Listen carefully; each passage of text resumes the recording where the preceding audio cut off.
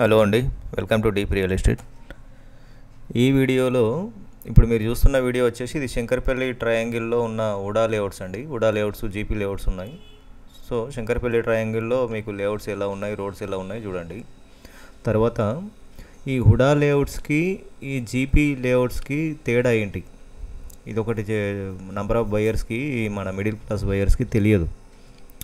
ఏంటంటే ఉడా లేఅవుట్స్ అంటే ఏంటంటే మీకు ఎమ్యూనిటీస్ ఉంటాయి, పార్కులు కానీ, తర్వాత టెంపుల్కు సంబంధించిన ప్లేస్ కానీ, తర్వాత రోడ్లు కూడా పెద్దగా ఉంటాయి. రోడ్లు 40 ఫీట్ 33 ఫీట్ రోడ్స్ ఉంటాయి. సెట్ బ్యాక్స్ ఉంటాయి, మళ్ళీ ప్లాట్కి రోడ్డుకి మధ్యలో కొంచెం ఒక 4 ఫీట్స్ 5 ఫీట్స్ అట్లా సెట్ బ్యాక్స్ ఇచ్చి పెడతారు. సో ఉడా లేఅవుట్స్ అంటే మెయిన్ క్లాస్ పీపుల్, మంచి క్లాస్ పీపుల్, హై అండ్ పీపుల్కి వాళ్ళ కంఫర్ట్గా వాళ్ళ కార్లు తిరగడానికి కానీ, పార్కింగ్కి కానీ, తర్వాత వాళ్ళు కాలనీలో పార్కులో వాళ్ళ చిల్డ్రన్స్ ఆడుకోవడానికి కానీ, టెంపుల్ వెళ్ళడానికి కానీ, అట్లా ఈ హై క్లాస్ వాళ్ళకి కంఫర్టబుల్గా ఉండేలా ఈ ఉడా లేఅవుట్స్ ప్లాన్ చేస్తారు. సో దానికి తగ్గట్టుగా ప్రైస్ కూడా హైప్ ఉంటుంది. ఉడా లేఅవుట్ ఏదైనా కానీ మీకు రేట్ ఎక్కువ ఉంటుంది. ఎందుకంటే ఆ క్లాస్ బయర్స్లో higher buyers, middle buyers, lower buyers ఉంటారు కదా. సో ఈ హయ్యర్ బయర్స్కి సూటబుల్గా ఈ ఉడా లేఅవుట్స్ ఉంటాయి. తర్వాత జీపీ లేఅవుట్స్ ఇప్పుడు మీకు గవర్నమెంట్ పర్మిషన్ ఇవ్వట్లేదు. బట్ ఇదివరకు మనకు 10-20 ఇయర్స్ 30 ఇయర్స్ బ్యాక్ వేసిన లేఅవుట్స్ కూడా జీపీ లేఅవుట్స్ ఉన్నాయి. ఇది సిటీ లిమిట్లో, మన Hyderabad outer ring road city limits ఉన్నాయి. సో ఈ జీపీ లేఅవుట్కి ఏంటి అంటే, ఈ జీపీ లేఅవుట్లలో రోడ్స్ చిన్నగా ఉంటాయి, 20 ఫీటు 25 ఫీటు, కొన్ని జీపీ లేఅవుట్లలో 30 ఫీట్ కూడా ఇచ్చారు. అది డిపెండ్ ఆన్ వాళ్ళ లేఅవుట్ వేసిన వాళ్ళ బిల్డర్ని బట్టి ఉంటుంది కదా. సో ఈ జీపీ లేఅవుట్లో మీకు మెయిన్ ఎమ్యూనిటీస్ ఇవ్వరు, పార్కులు కానీ, టెంపుల్ ప్లేస్ కానీ. అంటే కొందరేమో ఇస్తారు, కొందరులో వాళ్ళు లేఅవుట్ చేసిన వాళ్ళని బట్టి ఉంటుంది.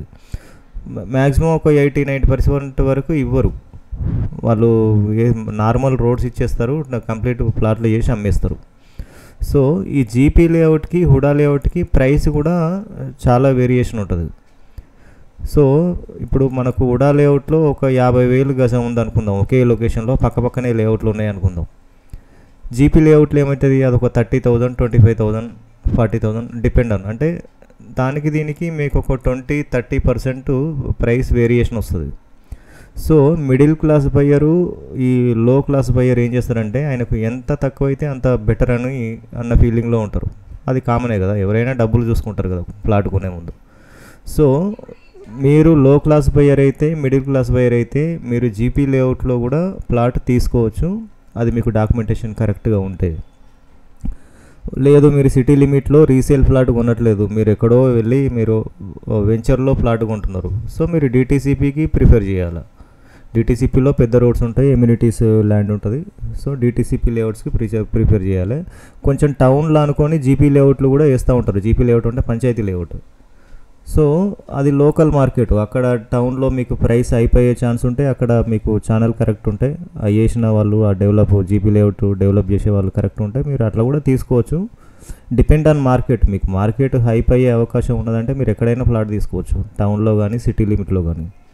లేదంటే మీరు ఒకవేళ వెంచర్ కానీ, ఫామ్ ల్యాండ్స్ అట్లాంటివి ఏమైనా తీసుకోవాలనుకుంటే మీకు హైవే దగ్గర ఉండాలి, టౌన్కు దగ్గర, హైవేకి దగ్గర ఉండాలి, అట్లాంటివి కూడా మీరు తీసుకోవచ్చు.